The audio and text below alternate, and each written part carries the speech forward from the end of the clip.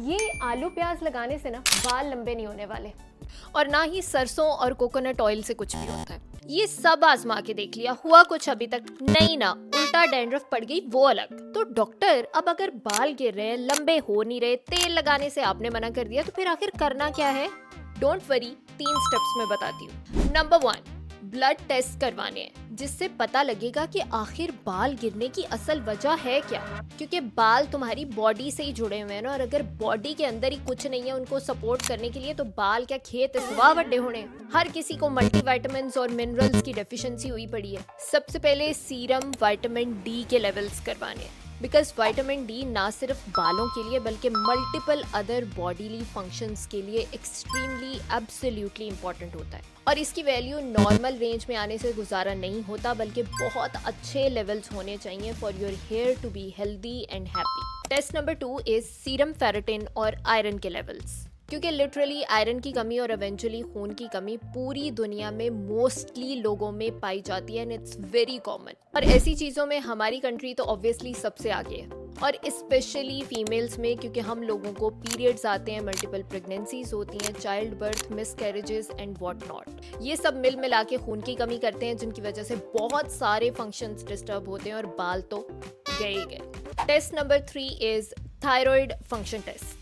इनका भी normal ranges में होना बहुत बहुत ज़रूरी है, क्योंकि लिटरली चाहे थायराइड बढ़ा हुआ है या कम हुआ हुआ है, यानी बोथ हाइपर एंड हाइपोथायरॉयडिज्म में बाल लिटरली ब्रेक होते हैं, टूटते हैं, गिरते हैं, ब्रिटल और कमज़ोर हो जाते हैं, और दोनों ही केसेस में सिवियर हेयर फॉल होता है। Step number 2, medicated hair care. Medicated shampoo use करना है जिसके अंदर एनागीन हो, प्रोगीन हो, केफीन हो, जो कि बालों की ग्रोथ साइकिल को इम्प्रूव करते हैं, नरिशमेंट देते हैं, ऑक्सीजन देते हैं, और उनको गिरने से रोकते हैं और ग्रोथ में हेल्प करते हैं। वीक में at least 3 to 4 times anti hair loss shampoo use करना है। मैं यहाँ पे सीबामेड का anti hair loss shampoo use कर रही हूँ, and this one is actually really amazing. मैंने इसको रिसेंटली फिगर आउट किया और मैंने खुद भी यूज किया, और अक्सर मैं अपने हेयर फॉल के पेशेंट्स को जब भी ये लिख कर देती हूँ, the reviews are always and always positive. अब this one is actually expensive. अगर इसमें तुम्हें अफोर्डेबल ऑप्शन चाहिए तो एनाग्रो यूज कर सकते हो, फोटोनिक मैक्स या फोटोनिक SH यूज कर सकते हो। दे आर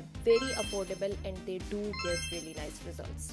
अब हेयर केयर रूटीन में कंडीशनर बिल्कुल नहीं भूलना, और जब भी हम कंडीशनर नहीं लगाते हैं तो बालों का बीच में से और एंड्स में से ब्रेकेज होना, स्प्लिट एंड्स होना, ड्राई और ब्रिटल होके टूट के गिर जाना इज वेरी वेरी कॉमन। मैं यहाँ पे एक्यूफिक्स का कंडीशनर यूज कर रही हूँ, पहले भी इसके बारे में बहुत दफ़ा बता चुकी हूँ। बहुत ही अफोर्डेबल है, बहुत ही अमेजिंग रिजल्ट्स है। मैं पर्सनली इसको खुद यूज करती हूँ, अपने पेशेंट्स को लिख कर देती हूँ, and the results are extremely amazing. 2 से 3 हफ्ते में तुम्हें खुद अपने बालों में क्लियर डिफरेंस नजर आ जाएगा। अब शैम्पू और कंडीशनर तो सिर्फ नहाते टाइम यूज कर सकते हो। 10 से 15 मिनट में नहा के फारिग हो गए, प्रोडक्ट्स बालों में से निकल गए। यू नीड समथिंग जो कि ज्यादा टाइम हमारे स्कैल्प के ऊपर लगा रहे और अपना एक्शन परफॉर्म करता रहे, and for that we need an anti hair loss spray.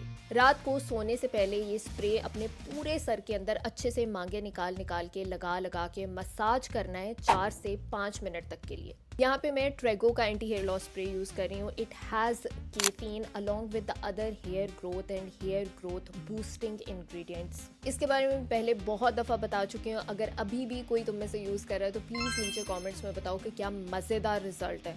अब ऑब्वियसली लगाते ही तो इन सारी प्रोडक्ट्स के रिजल्ट्स आ नहीं जाएंगे कि आज लगाए और सुबह उठ के बाल 5 फुट लंबे हो गए। कम से कम 2 या 3 महीने के लिए इस रूटीन को फॉलो करना है, लेकिन रिजल्ट्स फील होना तुम्हें 4 से 5 हफ्ते के अंदर ही स्टार्ट हो जाएंगे। और ये सारे प्रोडक्ट्स कहाँ से मिलेंगे, कितने के मिलेंगे, इधर उधर ढूंढने की जरूरत नहीं है। इन सब के लिंक्स मैंने नीचे डिस्क्रिप्शन बॉक्स में दिए हुए हैं, जाके चेकआउट कर लो, या फिर अपनी नियर बाय फार्मेसी पे भी ढूंढ सकते हो, तुम्हें इजीली मिल जाएंगे। And step number 3 and the last and the most important step, please stop doing टोटकास।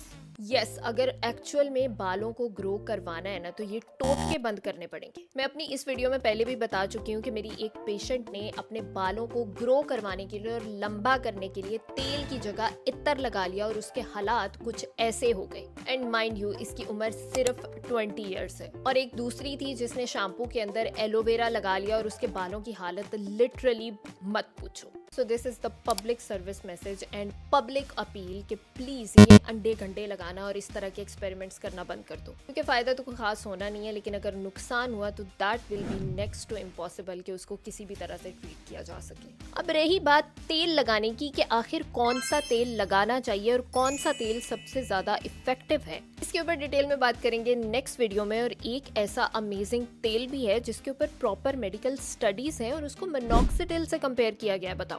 Again ये भी नेक्स्ट वीडियो में बताऊंगी, तो चैनल को सब्सक्राइब कर लो कहीं ऐसी अमेजिंग इन्फॉर्मेशन मिस ना हो जाए। और अगर तुम्हारे कोई हेयर कंसर्न्स हैं या हेयर प्रॉब्लम्स हैं तो नीचे कमेंट्स में शेयर कर दो, आई विल आंसर देम। और ये भी बताओ कि तुम्हारे घर में स्पेसिफिकली नानी का कौन सा जद्दी पुश्ती नुस्खा अभी तक चला आ रहा है and is it actually effective.